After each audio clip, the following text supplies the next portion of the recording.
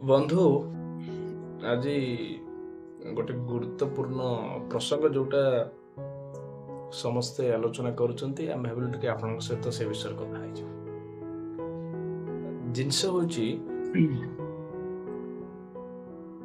YouTube use କରୁଥିବା ଆମର ଯୋଉ ଦର୍ଶକ ଆପଣମାନେ ସମସ୍ତେ ଯେ ଆପଣମାନଙ୍କର ରୁଚି କୋଉଠି ନା କୋଉଠି ବଦଳି ଯାଇଛି।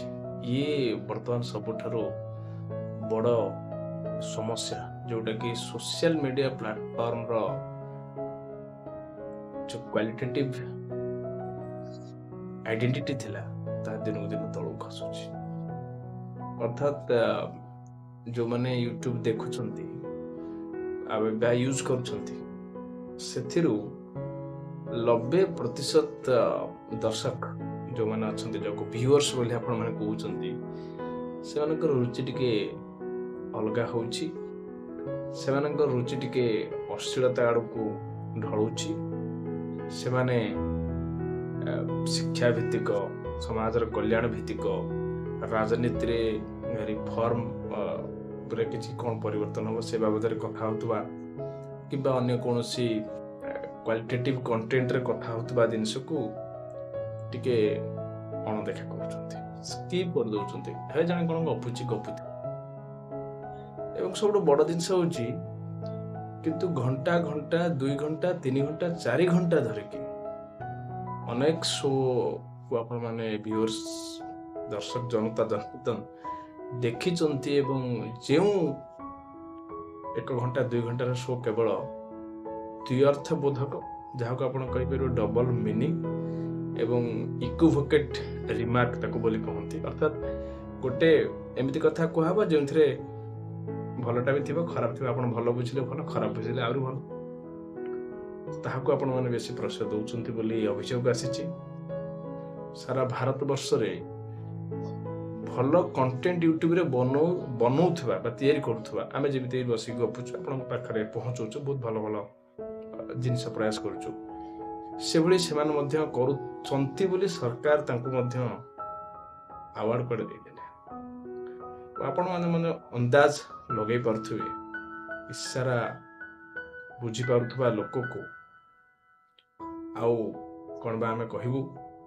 ଯେଉଁ 2 ଜଣ ବ୍ୟକ୍ତି ବିଶେଷଙ୍କ କଥା ଆମେ ଆଲୋଚନା କରୁଛୁ ସେମାନଙ୍କ ନାଁ ନ ନେଇ ସିଧାସଳଖ ଆମେ ଆପଣଙ୍କୁ ବୁଝିବାକୁ ଚାହିଁବୁ, ଜନତା ଜନାର୍ଦ୍ଦନ ଆପଣଙ୍କ ରୁଚି ପରିବର୍ତ୍ତନ କରନ୍ତୁ। ଅଶ୍ଳୀଳତାକୁ ବା କୌଣସି ବି ଏଭଳି କଣ୍ଟେଣ୍ଟ ଯାହାକୁ ଆପଣମାନଙ୍କର ଲାଇଫର ପ୍ରାଇଭେସି ହେଉ କିମ୍ବା ଆପଣମାନଙ୍କର ଏଇ ଯେଉଁ ରୁଚି ଯେ କିଛି ଡବଲ ମିନିଂର କଣ୍ଟେଣ୍ଟକୁ ଟିକେ ହସ ମଜାକ ବ୍ୟଙ୍ଗଟା କେବେ ହେଲେ ବି ଅଶ୍ଳୀଳ ହେବା ଉଚିତ ନୁହେଁ। ଏବଂ ଏବେ ଯେଉଁ କମେଡି ଆପଣ ଦେଖୁଛନ୍ତି ସେଥିରେ କମେଡି ନାହିଁ, ସେଥିରେ କମେଡି ନାଁରେ ଅନେକ କିଛି ଦ୍ୱିଅର୍ଥବୋଧକ ରିମାର୍କ ବା ବାକ୍ୟ ସେଣ୍ଟେନ୍ସ ବ୍ୟବହାର କରାଯାଉଛି, ଯାହାଫଳରେ ତାକୁ ପଞ୍ଚ ଲାଇନ୍ ବୋଲି ଆମର କଣ୍ଟେଣ୍ଟ କ୍ରିଏଟର ମାନେ କହନ୍ତି। ଏସବୁ ଆଜ୍ଞା ଗୋଟେ ଅଧପତନ ଘଟିଛି। ଯେଉଁ ୟୁଟ୍ୟୁବ ସୋସିଆଲ ମିଡିଆ ପ୍ଲାଟଫର୍ମ ଏଥିରେ କେବଳ ଆପଣ